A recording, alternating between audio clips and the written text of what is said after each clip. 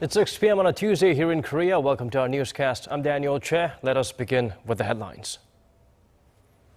Following Korea's most powerful earthquake on record, President Park calls for a full review and monitoring of key infrastructure and a thorough re-examination of disaster prevention measures. To give North Korea a sneak peek at what awaits if it continues on its current path, the U.S. flies its B-1 supersonic bombers over Osan Air Base south of Seoul. With tens of millions of Koreans on the move for family get-togethers this Thanksgiving holiday, the bumper-to-bumper traffic is expected to start this evening. South Korea was jolted by the strongest earthquake in the nation's history last night. President Park quickly asked her ministers to check up on important facilities and prepare for future emergencies. Song Ji-sun starts us off with today's cabinet meeting. First on the president's agenda were the 5.1 and 5.8 magnitude tremors that shook the country's southeastern region Monday night. Saying that Korea is no longer safe from earthquakes, President Park called for a full review and monitoring of the nation's major infrastructure, including its nuclear reactors. She also ordered prompt and thorough research and recovery measures. 주요 시설에 대한 지진 방제 대책을 전면 재점검함으로써 앞으로 혹시 발생할지 모를 더 큰 규모의 지진에도 철저히 대비해 주기를 바랍니다. 아울러 지진으로 발생한 피해에 대해서는 피해 조사단을 현지에 파견해서 피해 현황과 그 원인을 신속하게 조사하고 조기에 수습해서 국민 불편이 최소화될 수 있도록 해 주시기를 바랍니다. Moving on to North Korea's fifth nuclear test conducted last Friday, the president said Seoul must prepare its own practical countermeasures against North Korean threats. 우리 정부와 군은 한미 간 군사 협조 체제를 더욱 긴밀하게 유지하고 북한이 우리 영토를 향해 핵을 탑재한 미사일을 한 발이라도 발사하면 그 순간 북한 정권을 끝장내겠다는 각오로 고도의 응징태세를 유지하기 바랍니다. 또한 주한미군의 사드 배치와 함께 우리 군이 독자적으로 추진하는 북한 핵미사일 위협 대응책도 더욱 신속하게 추진하기를 바랍니다. Park pledged as president to take all necessary measures to protect the people and the nation, and called for unity, once again stressing the need for THAAD for national security. Despite the difficulties on the economy and security fronts, President Park invited the nation to celebrate the Chuseok holiday beginning on Wednesday with trust in the government and the military. Song Ji-sun, Arirang News. The quake hit just outside the southeastern city of Gyeongju, but were felt across much of the country, including the capital, Seoul. Authorities say seismic activities connected to the quakes are over, but mild aftershocks could continue for a while. Oh Jung-hee tells us more. While concerns remain about a repeat of the earthquake that struck near Gyeongju on Monday evening, the Korea Meteorological Administration says significant seismic activity linked to the powerful tremor is now over. Meeting with lawmakers for an emergency meeting on Tuesday, the head of the agency, Ko Yun-hwa, said it's unlikely a stronger earthquake will hit Korea anytime soon. He said the aftershocks, of which there have been over 200 so far, have all been under a magnitude of 3.0 and are becoming weaker. However, tremors may continue for 3 to 4 more days. With concerns lingering, the Korea National Park Service has ordered its regional offices to close off public access to national parks until further notice. Officials will check for possible damage to facilities and trails before making a decision on reopening them. It's been reported that tremors were felt around Juangsan Mountain and Gayasan Mountain, but there was no serious damage. The two earthquakes that hit the Gyeongju area on Monday evening struck around 50 minutes apart. The initial earthquake recorded a magnitude of 5.1, with the subsequent quake coming in at 5.8. No one was killed, but 21 people were injured as buildings rocked from side to side and objects fell off shelves. Over 300 cases of property damage were reported in Gyeongsangbuk-do province alone. Nuclear reactors in the area were not seriously affected, but some reactors were taken offline as a precautionary measure late Monday night. A few KTX bullet trains halted operations, and Korea's popular mobile messenger KakaoTalk went offline shortly after the quake, but both are now running as normal. Government authorities have heightened the country's emergency level to level 2, which is the second highest, and ordered affiliated organizations to remain alert. Although another strong earthquake isn't expected to strike again soon, the meteorological agency says there's the potential for a magnitude 6.5 quake in the future. In case of an earthquake, Korea's Public Safety Ministry recommends citizens crawl under tables to protect themselves from falling objects. Citizens are also advised to evacuate to open places like parks and avoid using elevators on their way. 오정희, Arirang News. Lawmakers in Parliament responded to news of the natural disaster with a series of meetings this morning on the government's quake preparations. They had some recommendations as well as some criticisms. Park Ji-won has the latest from the National Assembly.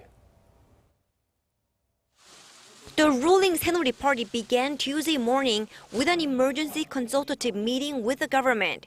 The meeting was called to check on the government's preparedness and disaster management process. Attendees included the head of the Korea Meteorological Administration and a high-level official from the Public Safety Ministry. The ruling party asked them to strengthen the government's natural disaster management policies. It was the strongest earthquake ever recorded in this country, so we understand that the government might make some mistakes. But that shouldn't be an excuse. The government should thoroughly review the relevant laws, manuals, policies and budget to fix some of the problems this revealed. The officials explained that the Public Safety Ministry's website went down for hours due to a sudden flood of visitors, and that the government's text message alerts reached only people within 200 kilometers of the epicenter, following their prearranged manuals.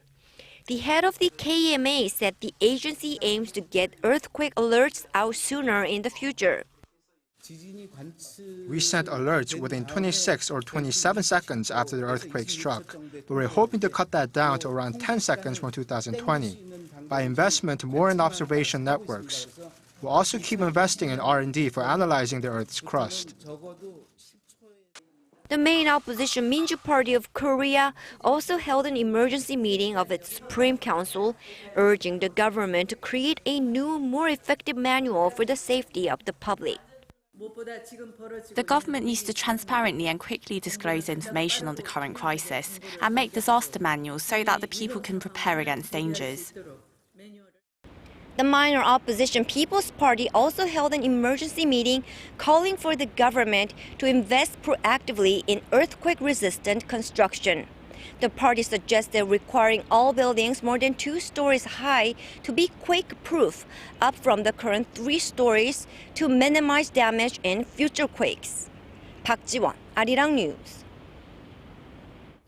The epicenter of yesterday's earthquakes, Gyeongju, is also known as a kind of open-air museum home to a great number of artifacts, relics, and monuments from the Shilla dynasty. Despite some worrying video footage, according to our Hwang Ho-jun, the tremors left those national treasures relatively unharmed so far. Footage from countless cameras around the country captured the intensity of Korea's strongest earthquake ever recorded. One of the most extraordinary was the security camera footage at Cheomseongdae, an ancient astronomical observatory and national treasure, as it swayed to the intense vibration. As day broke Tuesday, visitors started to gather around the 7th century structure to see whether it survived the night intact, and they were amazed by its durability. It's really impressive how it's still standing after the earthquake, and this was built like 1300 years ago.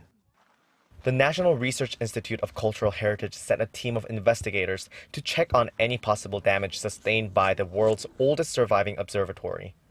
Officials said the reason Cheomseongdae was able to survive such powerful seismic activity is its earthquake-resistant design. Cheomseongdae has a round foundation, and it's also very symmetrical. This makes the structure quite sturdy and helped it endure the tremor. Inspectors searched meticulously for any cracks that had widened or distortions in the structure of the monument that date back to the height of the Shilla dynasty. They said the results of the inspection will be made public soon. According to the Richter scale, last night's tremors were strong enough to cause damage of varying severity to poorly constructed buildings. But 첨성대, the ancient observatory built 1,300 years ago, is still standing strong. Hwang Ho-jun, Arirang News, Gyeongju. Turning to national defense now, 4 days after North Korea's latest nuclear test, the United States flew 2 B-1Bs over South Korea this morning as a show of force against Pyongyang. Kim Hyun-bin introduces us to the long-range multi-mission supersonic bomber. 2 supersonic B-1B bombers flew over Osan Air Base south of Seoul, escorted by South Korean F-15K and U.S. F-16 fighter jets.